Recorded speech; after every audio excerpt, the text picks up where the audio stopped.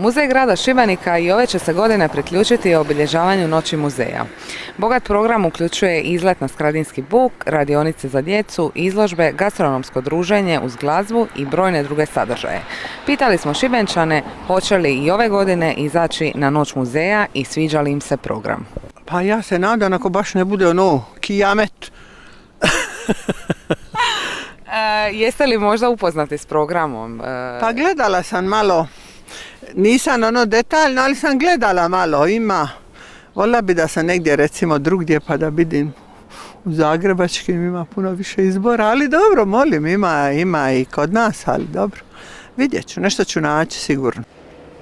Ako mi bude pri ruci, ne znam hoće li biti negdje gdje su muzeji. Jel posjećujete Noći muzeja?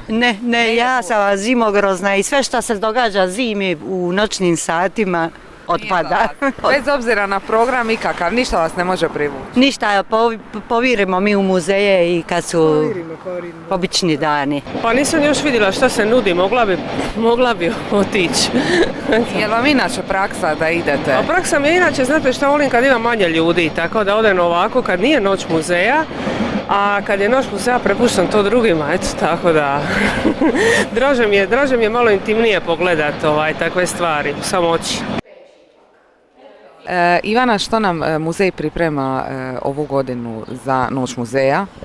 Pa evo ove godine će biti malo drugačije. Ta naša prva inovacija za ovu godinu je taj live streaming koji će biti, to je ujedino i jedini novitet. Inače idemo po starom programu, bit će i radionice, bit će glazba, imat ćemo predavanja, imat ćemo znači koji obično kuhinju, još je to tajna šta će se kuhati, tako da evo svi posjetitelji mogu doći, imat ćemo izlet također, znači na Nacionalni park Krka od 14 sati pa do 17 sati, znači to je isto jedna stvar koja svake godine samo se održava taj naš izlet.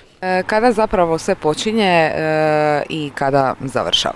Znači izuzev izleta koji je od 14 do 17, znači u samom muzeju program počinje u 17 sati kada je prva radionica koja će biti u stalnom postavu. Također u isto vrijeme počinje i druga radionica u znači, izložbenom prostoru kod obale.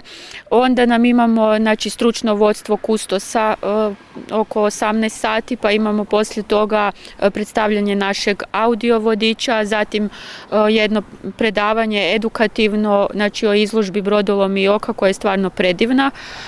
Također u 8 sati krenut će kuhanje i program završava i počinje u 21 sat kad kreće glazba i traje sve znači, do ponoći ili 1 sat ujutro.